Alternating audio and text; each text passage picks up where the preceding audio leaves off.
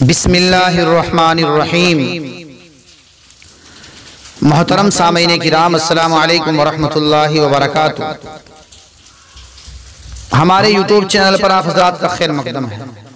तो लीजिए हजरात, कुर्बानी के ताल्लुक से बहुत ही कीमती बातें लेकर हाजिर खिदमत हूँ। इससे पहले आप हमारे चैनल को सब्सक्राइब कर लें, बेल आइकन भी दबा लें ताकि हर अपडेट आपको पहले मिल सके। बराए करम लाइक और शेयर भी फरमाएं और कमेंट बॉक्स में अपनी राय भी जरूर दें। मैं मोहम्मद उस्मान हस्सानी सहारनपुरी। तो सबसे पहले अशरे ज़िलहिज्जा की फजीलत, उसके बाद कुर्बानी ना करने पर वईद और कुर्बानी किन हजरात पर वाजिब है। सबसे पहले अशरे ज़िलहिज्जा की फजीलत में आप हजरात को बताता हूँ। हजरत इब्ने अब्बास रज़ी अल्लाह अन्हु से रिवायत है कि रसूलुल्लाह सल्लल्लाहु अलैहि वसल्लम ने फरमाया कि अल्लाह ताला को अमल सालेह जितना इन 10 दिनों में, नेक अमल जितना इन 10 दिनों में यानी ज़िलहिज्जा के पहले 10 दिनों में महबूब है, उतना दूसरे किसी दिन में नहीं। जिस तरह अल्लाह ताला ने हफ्ते के 7 दिनों में से जुमे को, साल के 12 महीनों में से रमजान मुबारक को और फिर रमजान के 3 अशरों में से अशरे अखीरा को खास फजीलत बख्शी है, इसी तरह ज़िलहिज्जा के पहले अशरे को भी फजल और रहमत का खास अशरा करार दिया है और इसीलिए हज भी इन्हीं दिनों में रखा गया है। बहरहाल ये रहमत खुदाबंदी का खास अशरा है। इन दिनों में बंदे का हर नेक अमल अल्लाह ताला को बहुत महबूब है और इसकी बड़ी कीमत है। अब कुर्बानी ना करने पर वईद आप हजरात को बताता हूँ। हजरत अबू हुरैरा रज़ी अल्लाह अन्हु से रिवायत है कि रसूलुल्लाह सल्लल्लाहु अलैहि वसल्लम ने इरशाद फरमाया, जिसके पास गुंजाइश हो और इसके बावजूद वो कुर्बानी ना करे, वो हमारी ईदगाह के करीब भी ना आए। कितनी सख्त वईद है। पूरी मिल्लत इस्लामिया शरीयत का एक अहम शिआर और हजरत इब्राहिम खलीलुल्लाह अलैहिस्सलाम की यादगार मना रही है। उन्हीं में एक शख्स जिसे खुदा ने सब कुछ दिया है और वो आसानी से इस अहम सुन्नत में हिस्सा ले सकता है और इसके बावजूद बेपरवाही बरत रहा है, तो उसका क्या मुंह है कि सब मुसलमानों के साथ मिलकर ईद मनाए। इस जगह एक मसला समझ लेना चाहिए। बहुत से लोग बावजूद वुसात के, अल्लाह ने सब कुछ दिया है, बावजूद वुसात के कुर्बानी नहीं करते।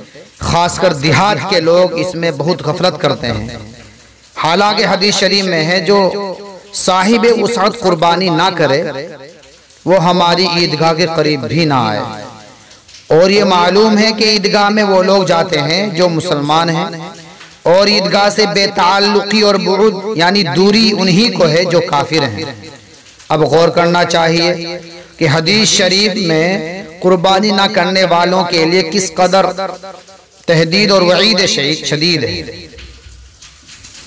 बाज़ जगह ये रिवाज पाया जाता है कि जिस किसी पर कुर्बानी वाजिब हुई उसने बकरा, भेड़, दुम्बा या कोई बड़ा जानवर खरीद लिया और कुर्बानी कर दी, लेकिन अगर कभी कुछ माली एतबार से कमी हुई, चाहे वो साहिब निसाब भी हो, लेकिन अक्सर व बेशतर ये कहकर बरीउज़ ज़िम्मा होने की कोशिश करता है कि हर साल कुर्बानी करते हैं, अगर इस साल ना की तो क्या हरज है। दीन इस्लाम एक कामिल दीन है जिसमें इंसान की क़यामत तक की ज़रूरियात वगैरह का ख्याल रखा गया है। कुर्बानी के बाब में शरीयत की दी हुई रियायतों और गुंजाइशों का इस्तेमाल ना करने की बिना पर ऐसा होता है। अफजल तो यही है कि साहिब निसाब, जिस पर कुर्बानी वाजिब है, साहिब निसाब एक बकरा, दुम्बा वगैरह कुर्बानी का करे, लेकिन अगर इसकी हिम्मत ना हो तो बड़े जानवर में एक हिस्सा जरूर ले, बड़े जानवर में एक हिस्सा जरूर लेकर फरीज़ा कुर्बानी से सबकदोश होकर इस वईद से बचे, क्योंकि बड़े जानवर में 7 अफराद शरीक हो सकते हैं, 7 आदमी शरीक हो सकते हैं। अगर इस इलाके में जहाँ पे आप रह रहे हैं उस इलाके में बड़े जानवर वगैरह ना मिलते हों या गोश्त ना खाया जाता हो तो कुर्बानी की रकम दीनी मदारिस में जहाँ पर कुर्बानी का इंतजाम हो भेज कर डबल सवाब हासिल करें।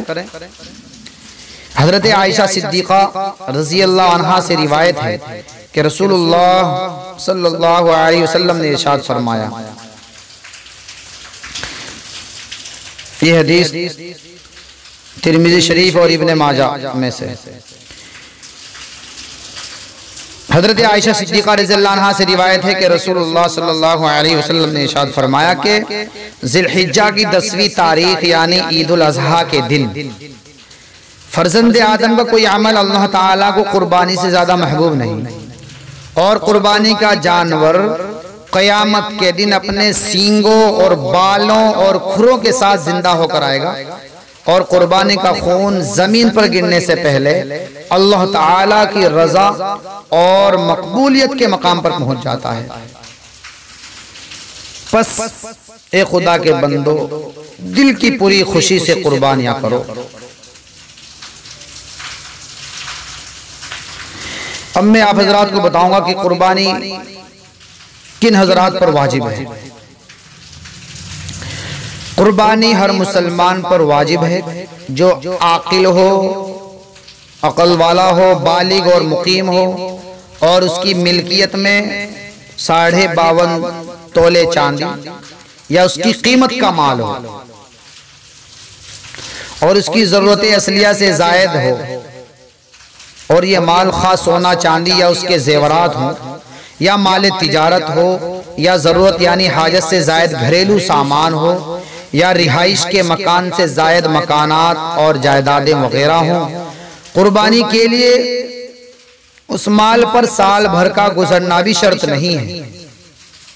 ये समझने की बात है, कुर्बानी के लिए उस माल पर साल भर का गुजरना भी शर्त नहीं है और ना इसका तिजारती होना शर्त है। अगर कोई शख्स कुर्बानी के 3 दिनों में से आखिरी दिन भी किसी सूरत से माल का मालिक हो जाए तो उस पर भी कुर्बानी वाजिब है।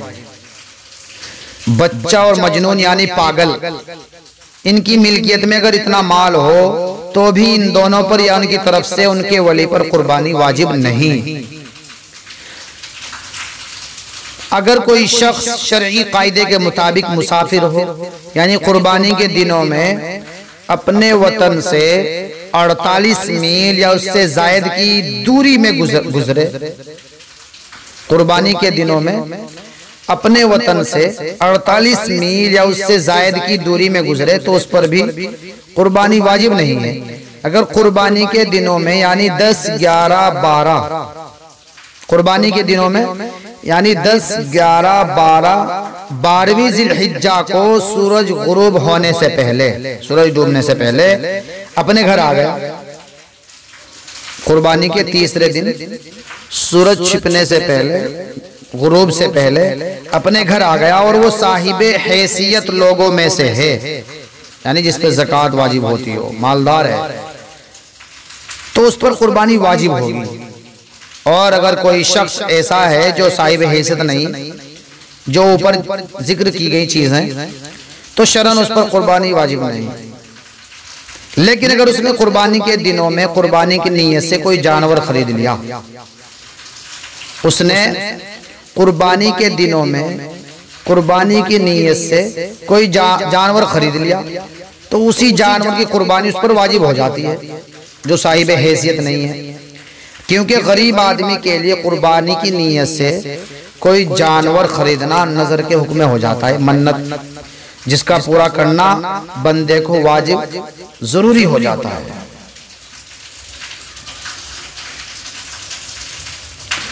जिस तरह मर्दों पर कुर्बानी वाजिब है इसी तरह औरतों के जिम्मे भी कुर्बानी वाजिब है, बशर्ते कि उनके पास जाती जेवरात हो या इतना माल या जायदाद उनके पास हो जो निसाब के बराबर हो।